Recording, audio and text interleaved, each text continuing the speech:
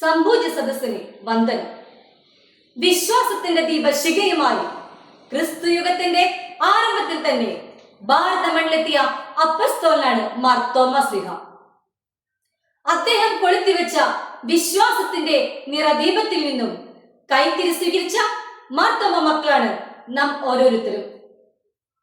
വിശുദ്ധ തോമസ് ലീഹായുടെ വിശ്വാസ പ്രഖ്യാപനം എന്ന വിഷയത്തെ കുറിച്ചാണ് ഞാനിവിടെ പറയാൻ പോകുന്നത്.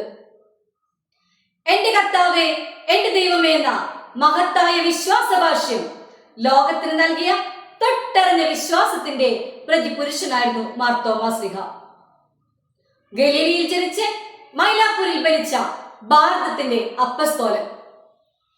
ഇരട്ട പിറന്നവന്റെ അർത്ഥത്തിൽ ദീദിമോസ് എന്ന് വിളിക്കപ്പെടുന്ന യേശുവിന്റെ 12 ശിഷ്യന്മാരിൽ ഒരാൾ.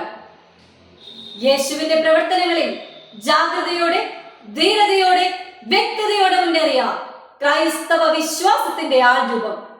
അതെ, അവൻ കല്ലുകളിൽ കാലുടക്കിയപ്പോഴും മുള്ളുകൾ കൊണ്ട് വേദനിച്ചപ്പോഴും ഗുരുവിന്റെ ദൗത്യവുമായി നമ്മുടെ ഭാരത മണ്ണിലെത്തി. സുവിശേഷത്തിലും പല സന്ദർഭങ്ങളിൽ തോമസ് അപ്പസ്തോലനെ കുറിച്ച് പ്രതിപാദിക്കുന്നുണ്ട്. ചിന്തയിലും വീക്ഷണത്തിലും കർമ്മത്തിലും വ്യത്യസ്തത പുലർത്തിയിരുന്ന വ്യക്തിയായിരുന്നു മാർ തോമസ് ലീഹ. യൂദയായിലേക്ക് പോകാൻ ആഗ്രഹിച്ച യേശുവിനെ മറ്റപ്പസ്തോലന്മാർ നിരുത്സാഹപ്പെടുത്തിയപ്പോൾ വളരെ സാഹസികമായി തോമസ് അപ്പസ്തോലന്മാരെ ധൈര്യപ്പെടുത്തിക്കൊണ്ട് യേശുവിനോടൊപ്പം മരിക്കാനുള്ള സന്നദ്ധത ഏറ്റുപറഞ്ഞു. വരിക, നമുക്കും അവനോട് കൂടെ പോയി മരിക്കാം. ഈ തോമസ് ലീഹായുടെ ഈ വിശ്വാസ പ്രഖ്യാപനം യോഹന്നാന്റെ സുവിശേഷം 11-ാം അധ്യായം 16-ാം വാക്യത്തിൽ നമുക്ക് കാണാവുന്നതാണ്. അദ്ദേഹത്തിന്റെ ഗുരുസ്നേഹവും ഗുരുഭക്തിയും ദിവ്യ ഗുരുവിന്റെ ജീവിത ഭാഗധേയങ്ങളിൽ ചേരാൻ സഹായിച്ചു. വഴിയും സത്യവും ജീവനും താനാണെന്ന വലിയ സത്യം യേശുനാഥൻ ലോകത്തിന് പറഞ്ഞു കൊടുക്കുവാൻ തോമസ് ലീഹ ഒരു നിമിത്തമാവുകയായിരുന്നു. ഉദ്യതനായ ഈശോയെ മറ്റു ശിഷ്യർക്കൊപ്പം കാണാൻ സാധിക്കാത്തതിലുള്ള മനോദുഃഖം തോമസ് ലീഹായെ നൊമ്പരപ്പെടുത്തിയിരുന്നു. ഗുരുനാഥനെ നേരിൽ കണ്ട് തൊട്ടറിയാൻ കൊതിച്ച തോമസ് ലീഹായുടെ സ്നേഹപൂർണമായ ശാഠ്യത്തിനു മുൻപിൽ ഗുരുനാഥൻ പ്രത്യേക പരിഗണന നൽകി. യേശുനാഥനെ നേരിൽ കണ്ട് നാഥന്റെ മുറിപ്പാടുകൾ കണ്ടപ്പോൾ അവനെ കർത്താവും ദൈവവുമായി തോമസ് ലീഹ ഏറ്റുപറഞ്ഞു. എത്യോപ്യ, പേർഷ്യ എന്നിവിടങ്ങളിലെ വചന പ്രഘോഷത്തിന് ശേഷം വചന ദീപവുമായി AD 52 കൊടുങ്ങല്ലൂരിൽ കപ്പലിറങ്ങിയ തോമസ് ലീഹ പാലയൂരിൽ നിന്നും സുവിശേഷം പ്രഘോഷിച്ചു.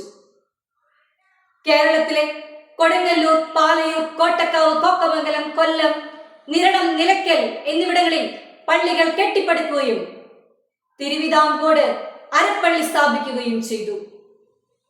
തോമസ് ലീഹ മലയാറ്റൂരിലും വന്ന് സുവിശേഷം പ്രഘോഷിച്ചു. തമിഴ്നാട്ടിലെ മൈലാപ്പൂരിൽ വെച്ച് ക്രിസ്തുവർഷം 72 ശത്രുക്കളുടെ ശൂലം കൊണ്ടുള്ള കുത്തേറ്റ് തോമസ് ലീഹ യേശുവിനെ പ്രതി രക്തസാക്ഷിത്വം വരിച്ചു. നിങ്ങൾ ലോകമെങ്ങും പോയി എല്ലാ സൃഷ്ടികളോടും സുവിശേഷം പ്രഘോഷിക്കുമെന്ന ക്രിസ്തുനാഥന്റെ ആഹ്വാനം ഏറ്റെടുത്ത് നടത്തിയവൻ. തോമസ് ലീഹായിൽ നിന്നും മാർഗം പിന്തുടർന്നവരാണ് മാർത്തോമ ക്രിസ്ത്യാനികൾ. ഞാനും ഒരു മാർത്തോമ ക്രിസ്ത്യാനി എന്ന് പറയുന്നതിൽ അഭിമാനിക്കുന്നു. എന്താണ് മാർത്തോമ വിശ്വാസത്തിന്റെ പ്രത്യേകത? നമുക്കും അവനോട് കൂടി പോയി മരിക്കാമെന്ന ചങ്കുറപ്പ്. ക്രിസ്തുവിന്റെ തിരുമുറിവിന് മുൻപിൽ എന്റെ കർത്താവേ, എന്റെ ദൈവമേ എന്ന് ഏറ്റുപറഞ്ഞവൻ, ഏറ്റുപറഞ്ഞ വിശ്വാസം ലോകമെങ്ങും പ്രഘോഷിച്ചവൻ, ക്രിസ്തുവിന് വേണ്ടി മരിച്ചവൻ. തോമസ് ലീഹായെ കുറിച്ചും അദ്ദേഹത്തിന്റെ ഭാരത പ്രേക്ഷത്തെ കുറിച്ചുമുള്ള സ്മരണകൾ നമ്മുടെ വിശ്വാസത്തെ ആഴപ്പെടുത്തുകയും ശക്തിപ്പെടുത്തുകയും മിഴിവുറ്റതാക്കുകയും ക്രൈസ്തവ പ്രേക്ഷത്തെ കുറിച്ച് ബോധ്യപ്പെടുത്തുകയും ചെയ്തു. തോമസ് ലീഹായി ലഭിച്ച വിശ്വാസത്തിന്റെ ആഴവും പരപ്പും നെഞ്ചിലേറ്റിക്കൊണ്ട് ഈ വിശ്വാസം തലമുറകളിലേക്ക് കൈമാറാൻ നമുക്ക് പ്രതിജ്ഞാബദ്ധരാകാം. യേശുവിന്റെ ഹൃദയത്തിന്റെ മുറിവിൽ തൊട്ടുകൊണ്ട് എന്റെ ചങ്കാണ് ക്രിസ്തു എന്നേറ്റു പറയുവാൻ, ഹൃദയത്തിൽ അഗ്നിയും കാലിൽ ചിറകുമുള്ളവരുമാകുവാൻ സ്നേഹത്തിന്റെയും കൃപയുടെയും നിറവുണ്ടാകട്ടെ എന്ന് പറഞ്ഞുകൊണ്ട് ഞാൻ എന്റെ വാക്കുകൾ ഉപസംഹരിക്കട്ടെ. നന്ദി. ജയ് ക്രൈസ്റ്റ്.